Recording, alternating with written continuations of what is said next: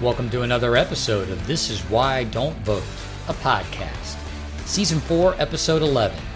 Your safe space to discuss sports, politics, social issues, and even religion. Where we will take it all very seriously, but not too seriously. Dune 2, the second Dune movie. I'm going to do an entire episode on not only this film, the state of the movie industry itself, Hollywood, the movie studios, and the theater industry as well. The movie theater experience. Thank you all for listening. I do appreciate it. Please like, subscribe, thumbs up, 5-star, write a review if you're new to the podcast. Send to friends, enemies, contemporaries, social superiors, and inferiors alike. This Is Why I Don't Vote podcast is on Patreon. If you enjoy what you hear, please consider supporting. Act 1. The dire state of the movie and theater industries. I saw Dune 2 in an IMAX theater, knowing full well the commitment that I was making by doing that. This is a 2-hour and 46-minute movie with all of your previews that lead up to that movie. You're looking at well over 3 hours in a movie theater in a seat, debating whether or not you're going to go to the bathroom. What part of this movie am I going to get up and go to the bathroom? Or can I plan well enough? Can I time my natural urinary rhythms such that I can urinate prior to this movie starting and I won't have to go again until after this movie ends? I accepted the challenge, and I accepted the challenge in the latter. I said, I'm going to not drink water leading up to the movie. It was a whole thing. It was a whole endeavor. I looked at the time that I was going to go see the movie. I bought the ticket and I said, for 2 hours leading up to this movie, I'm not going to drink any water. Then I'm going to urinate before I sit down in that seat. And that way I don't have to get up during the course of the movie, hopefully. And I should put myself in that position where and I know you've done this, dear listener, I'm doing that waddle out of the theater. I have got to pee so bad, I'm not even walking. I'm waddling to the men's room. I accepted all of this risk. I took it on. I made a plan, and I executed it. What I did not expect is that because I was in an IMAX theater, I was going to get a preview for every movie that's possibly going to come out in the year 2024 that fits in an IMAX format. And the point of this segment is not so much to discuss my theater preparation, although that is going to be a part of the story of this segment. It's to talk about the state of Hollywood, the movies that are being put out, and what that is going to mean for actually physically going to a movie theater and sitting through a movie in the next 2 to 5 years. I personally don't go to the movie theater that often to see movies, and I don't think that I'm alone. I don't think that I'm unique. I think there are more and more people. I feel that many of the people, when I discuss movies with them, that they're electing to watch movies at home versus going to see movies in the theater unless the movie warrants as much. There are certain movies that you can go and see in a movie theater that aren't really movie theater movies. A romantic comedy is not really a movie theater movie. Many dramas are not movie theater movies. These movies translate to the format of your home theater, if you could even call it that, just as well as they translate to going to a movie theater and watching it. The only reason you go and see certain types of movies at the movie theater is for the movie theater experience, for the popcorn, for the snacks, the experience of having the lights go down, the anticipation of the movie starting, the big screen, the sound system. That experience is more and more corrupted by what is actually going on, not only in Hollywood, what the experience is actually like in the 21st century. Let's discuss first what's going on in Hollywood. I present at the IMAX theater to see Dune 2, a movie, a science fiction film that translates very well to the movie theater atmosphere. You've got sound effects, you've got all sorts of different visual effects, and you want to see that in a certain type of atmosphere. You want a certain type of sound system. You want a certain type of visual opportunity, and an IMAX theater provides those opportunities. So what other films can Hollywood entice you, seduce you even, to come back and see another IMAX movie? complaint number one from me. The previews for the IMAX movies were at least 25 minutes, if not 30 minutes. They could have gone as long as 40 minutes. I didn't have my phone on. Yes, I'm one of those people who turns their phone off. We're going to get to that as far as the 21st century movie-going experience. I turned my phone off, so I can't tell you how long it took to go through all these movie previews. But there were so many that I stopped counting after 6. I mentally made a note as I was sitting there that we're going into our 6th preview, and it just kept going. And these movies were ludicrously stupid. Ludicrously stupid. There is a Civil War movie. It's called Civil War, and it is in this dystopian vision of the United States where California and Texas declare independence and unite, and then there's a civil war, and you see all of these different factions. It's just so stupid. It's just so stupid. I can't even for a minute suspend my disbelief at the stupidity of that premise as a platform to see a bunch of buildings blow up, to see a bunch of explosions. We've seen this in numerous films where you've got some sort of threat to the United States, and they've got some CGI where the White House and the Senate building are on fire or being blown up. It's just so dumb. It's just so dumb. Does the dumb end there? Oh no, dear listener. Oh no. There's a movie. This is a big budget Hollywood blockbuster, quote unquote blockbuster type movie where King Kong and Godzilla team up to fight something, to oppose something. The trailer was so vague, I don't even know what they would have to unite, what threat there was to planet Earth that they had to unite. But the whole movie is about how King Kong and Godzilla are going to team up and fight something. There's a new Ghostbusters movie, which is what everybody's been clamoring for since the Ghostbuster universe has been so successful over the past few films. There's a new Ghostbusters movie that has all of the old cast and then some of the new cast, some of the people that have been in some of these newer Ghostbuster movies. As if seeing a 70-year-old Indiana Jones last year wasn't bad enough, now we've got 70-year-old Bill Murray in there in his Ghostbuster uniform, cracking wise as Peter Venkman. Because why not? There's a new Planet of the Apes movie. I liked the first one. I saw the second one. It wasn't a terrible film.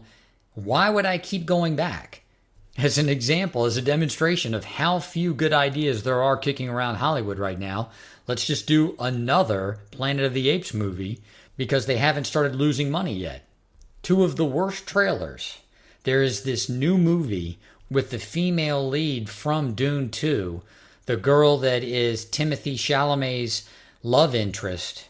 I believe she calls herself Zendaya. I don't understand. I don't know why. Is she adopting some sort of prince persona? I don't get it. Whatever. Zendaya is in some new girl boss movie where she's a tennis player. She hurts herself and then she becomes coach for these two different guys, and there's this love triangle. As dumb as that may sound to you, it gets even dumber. There's a movie that's coming out in the year of our Lord 2024 called The American Society of Magical Negroes. That's the literal title of the movie. It has this kind of Harry Potter style feel. It looks awful. The only trailer they showed for a movie that I'm very likely going to see in the IMAX theater is the Furiosa prequel, a Mad Max saga. It's the story about how Furiosa became who she was leading up to the latest Mad Max installment. I have no faith in Hollywood, though I do have faith in George Miller. I believe that will be a good movie. Thankfully, the trailers ended and the movie started, and I was taking note of how much movement, how much activity was in this movie theater during the course of the movie. And that's the next issue that I want to address, is the fact that going to a movie, there's no respect whatsoever in the modern movie theater audience. People get up and sit down all throughout the course of the film, many of them loudly so. No reverence whatsoever for the fact that they're in a movie theater and people are trying to be immersed in the experience. Did phones go off? Unfortunately, yes, they did. Even with all these distractions, I felt like over the course of a 2 hour and 46-minute movie that it was a pretty good crowd, that it wasn't that rambunctious, it wasn't that distracting. And yet, even having said that, you don't have the opportunity anymore to put 200 to 300 people in a full house, in a packed theater, which it was. This theater was completely sold out for Dune 2. You don't have that opportunity where you could put 200 to 300 people in a packed theater and not have one cell phone go off, not have one person get up and try to navigate their way out of the theater without stumbling or practically falling down or saying something to someone. I routinely note in my podcast segments how the more things change, the more they stay the same. Here is an example where I think things have significantly changed from when I was a younger man, when many of you were younger people. There is no reverence, no respect in the movie theater. It's not a tranquil, a serene place for you to go and see a movie. And I use those terms specifically, tranquil, serene. The action in the movie may be loud, may be violent, may be sexualized, whatever it may be. But the environment around you while watching that should be tranquil, should be serene.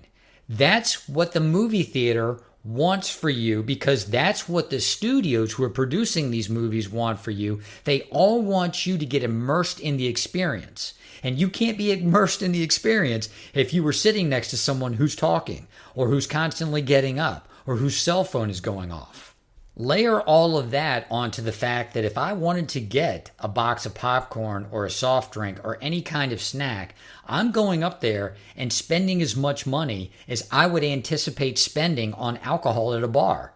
Not only are the tickets not cheap, the concessions are ridiculously overpriced. So if you want a family to come out and see a movie, just to get the tickets, they're likely spending between the adults $15 to $18 per ticket, and for the kids, half of that. So $7.50 to $9.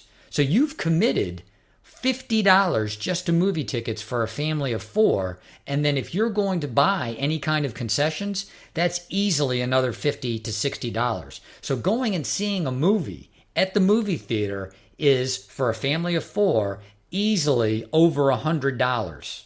One last point I want to make before I get to the actual critique of the movie, Dune 2.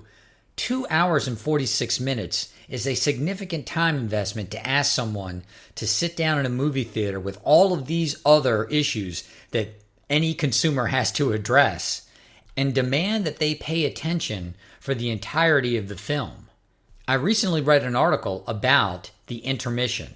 This used to be a staple of the movie-going experience, where in the middle of a film, you would actually get up, you'd be able to go to the bathroom, you'd be able to get concessions, and then you could sit back down in your seat and the film would start up again. Given the length of some of these movies that are coming out today, another great example besides Dune 2 is Killers of the Flower Moon, a movie that was well over 3 hours and that had a limited theatrical release. There was no way that I was going to go and try to see that movie in the movie theater. Oppenheimer, a movie that I was interested in seeing in the movie theater, that movie was either close to 3 hours or over 3 hours. I will go as far to say that it's selfish, if not naive, tone deaf, to continue to make movies that are over 2.5 hours and not consider including in the theatrical release an intermission. I just did a piece on college football and how it's been a staple of many people's Saturday television viewing, of many people's travel arrangements, travel itinerary, people going to college football games, and how that can all change. Just because it's been around for the last 100 years and it's been such a part of the fabric of Americana doesn't mean that it's going to last forever, that it's going to persist. I just watched a video online, and I hate to think that this is the case, but it was talking about the fact that rock and roll may become a genre just like jazz, just like the blues, an American invention that has its place in the history of music, but is no longer really a part of popular music, of popular culture. When you look at the state of movies in the 21st century, when you look at the state of Hollywood, when you look at the state of movie theaters, the product that's being put out, the amount of money that they are demanding that consumers spend, the amount of time that they demand that consumers spend, the fact that many of these releases are now not staying in movie theaters, but for so long, and you can watch new releases in the comfort of your own home. You don't have to spend so much money on concessions. You don't have to worry about all of the noise, all of the chaos from the other moviegoers. You don't have to worry about people's phones going off. Is it possible that the modern film, that this experience that so many of us have grown up with, can become like opera? Can become like the stage play? These were parts of the American fabric of entertainment for 100 years. Can you go and see a stage play in practically every large city in this country? Yes, you can. You can also go and see opera in practically every large city in this country. Is it a staple of people's entertainment consumption? No, it's not. If things continue the way that they're going, there's likely going to be a large consolidation in Hollywood. We've already seen it where you've seen Disney buy up Fox. You've seen some of these major companies buy up the properties of these other companies. Based on the movies that are coming out, at least in the year 2024, I think that consolidation is going to continue. The studios aren't putting out any consistent product that's going to warrant the kind of money that they're spending. The demands that they're making on the moviegoer aren't lessening, they're increasing. There is a part of me that would shed that crocodile tear losing the nostalgia of all of the great movies that I've seen over the course of years in a movie theater, yet recency bias indicates I won't miss any of that because I won't miss having to pay $12 for a small box of popcorn. I won't miss having to get up or move around because people are constantly getting up and moving around inside of the theater. I certainly won't miss anybody's phone going off, or even worse, the person who goes and sits down in the movie theater and looks at their phone while the movie is playing. I hope I'm wrong. I hope there's some sort of resurgence or renaissance. I feel that the future of the movie business is very bleak. Having said all of that, there are these nuggets, these kernels of hope. Dune 2, the second Dune movie, is one of them. Let's get into that. Act 2, Dune 2. I was excited to see this movie, Dune 2, in the movie theater, in an IMAX theater. The first movie was excellent, in my humble opinion. I really enjoyed the story, the way that it was told, the way that it was shot. Villeneuve, I believe that's how you say his name, the director. I like everything that he's done. Big fan of Sicario, big fan of Blade Runner 2049, big fan of the first Dune movie. The way that the atmosphere is built inside of his films is very particular. So you can see that he actually has a directorial vision, what he's trying to accomplish in the four corners of that screen that you're watching, that movie projection. Reading some of the reviews of the film, mostly from fans, pretty much have left the Rotten Tomatoes as a source of information for whether or not a movie is good or a movie is bad. Turns out, and if you haven't seen, you can just type in Rotten Tomatoes, pay for reviews, that different production companies were paying for reviews so that they could get their Metacritic score, their Rotten Tomatoes score up, and it's all a big scam. Like I said in earlier segments of this podcast this year, and I've said it several times, everything on social media and everything on the internet is fake. It's all a scam. It's all being manipulated. So where can you go for more reliable sources of information? YouTube, self-proclaimed movie critics on Substack, or some of these other online publication sources. I watched a clip where a self-proclaimed movie critic who looked like a contemporary of mine as far as his age compared Dune 2 in the Dune universe to The Empire Strikes Back in the Star Wars universe. In the immortal words of Vincent Vega from Pulp Fiction, "That's a bold statement." So I entered the theater with a bit of skepticism about the quality of this movie. Not to say that I wouldn't enjoy it, but to compare it to one of the greatest science fiction trilogies of all time, the first three Star Wars movies, And I'm not going to call them the prequels. I'm not going to get into all that nonsense. But then to get into the best of the three movies, to say that this second Dune movie is comparable to the best of the three best Star Wars movies, The Empire Strikes Back, the pinnacle of that first trilogy, I felt as if the man were going out on a limb. Yes, as you might have guessed, I'm that guy that if I'm flipping through the channels, now granted, I don't have cable TV anymore. Let's just go down memory lane, a little nostalgia for you. If I was flipping through the channels several years back when I actually did have cable television and I saw The Empire Strikes Back on TBS, yes, I would immediately get sucked into it, commercials and all. I had high expectations for this film, not just because I really enjoyed the first film, not because I really appreciate what the director does and has done. I thought that it was too bold a statement to say that this movie was akin to one of the best science fiction films that had ever come out.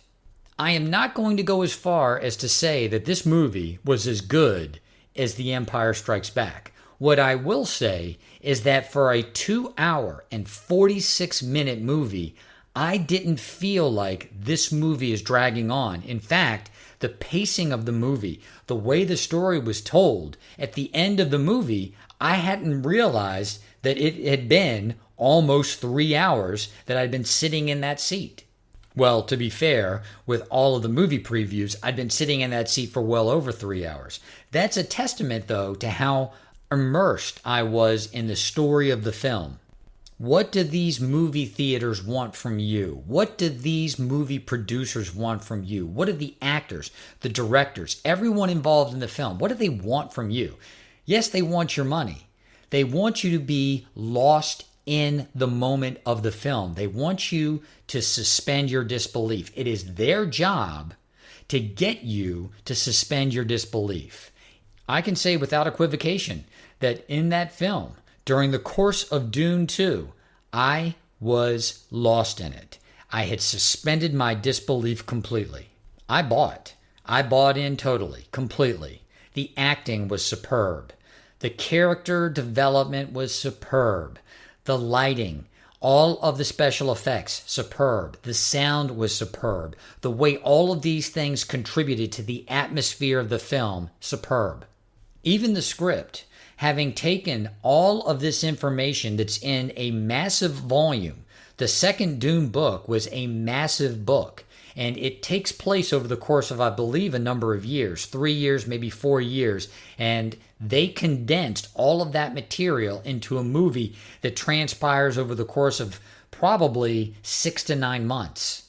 It's a delicate balance to achieve, trying to cram all of this information into a film from a book. And it was done superbly. And there are some parallels between the story of Dune and the story in Star Wars, where you've got a protagonist that is, in the beginning of the story, young and inexperienced and has a number of different hopes and dreams that we can all relate to, particularly when we were young people. The future was so uncertain, and yet it had so many possibilities, and we had so many hopes and dreams and desires because of that. Then you get older and you see a coming of age story develop. And that's not easy to do. It's not easy to translate on film. An actor going from childish, maybe even naive, to becoming more mature, to then embodying the persona of a leader. Timothée Chalamet did an excellent job of showing us this evolution, the evolution in this character, starting from point A and getting to point B and then ending up at point C. It helps when you have such great source material. It's just like Game of Thrones. When Game of Thrones was great, the script writers were taking pretty much verbatim, word for word, the lines and the story, all of the intrigue, and they were just translating it into film. When the story ended up going off the cliff was where the books ended, where George R.R. Martin had not completed the story. The showrunners, the producers, the writers, none of them had the skill set to actually complete the story in a way that translated well into that series. They were relying completely on the story from George R.R. Martin, and they had the skill set to translate that story onto a screen, to take a lot of information and consolidate it, to condense it so that it translated well to the screen. That's exactly what Denis Villeneuve has done. That's exactly what the writers have done. They've taken great source material, turned it into a script that translates very well to the movie theater screen. I considered having a spoiler alerts and going well into the movie, talking about all the different plot lines, and I'm not going to do that. I highly recommend anyone listening to this podcast that you go out and see this movie, and if you can, go out and see it in the movie theater. It is a movie theater quality movie. The sound, the ambiance that's created, the atmosphere in this science fiction universe, it's well worth seeing in the theater. Final thing that I wanted to say is that I've seen some comments trying to have a Johnny-come-lately or a recency biased vision of what this movie means, whether there are any political or social messages coming through. And this book series was written in the 1960s. I believe these books were written in 1964 or 1965. And taking the source material and being true to it, telling the story as it has been told in these books for over 50 years, that to me is the political and the social statement. This is very much akin to what Peter Jackson did with the Lord of the Rings trilogy. He stated, I'm not making any political statement. The movies, the source material stands for itself as a political statement. I'm not making any social commentary. The movie, the books themselves stand for the social commentary. All we're doing is translating that story into film. We're going to be as honest and as true to the source material as we possibly can. I've never read the Dune books, so I don't know that the two movies have stayed true to the source material. I am part of the social media landscape, as are most of you, and you can go out and have all of the different people who are immersed in the Dune universe, who've read all the books. You can see how they react to these movies. And yes, they do have their nits to pick. But overall, if you look at their commentary, Denis Villeneuve, the writers, the director, they have stayed true to the source material as much as they can, trying to condense such a voluminous story into 2 and 3 hour movies. As I said, I believe that that's a political and a social statement in and of itself, that there is validity to having social commentary, political commentary stand for itself based on the time that it was written, and not trying to shove a square peg into a round hole, making comments about things that are going on now when the source material was written 50 years ago, or trying to transform the source material to then fit in to the social commentary of the modern day, the political commentary of the modern day. After seeing a movie like Dune 2 in the movie theater, having that experience, I believed I was done with movies, particularly in the movie theaters. I believed that I had seen the last big blockbuster movie that I was going to enjoy in a movie theater. In the immortal words of Al Pacino in The Godfather, Just when I thought I was out, they pulled me back in. this is Why Don't Vote, a podcast.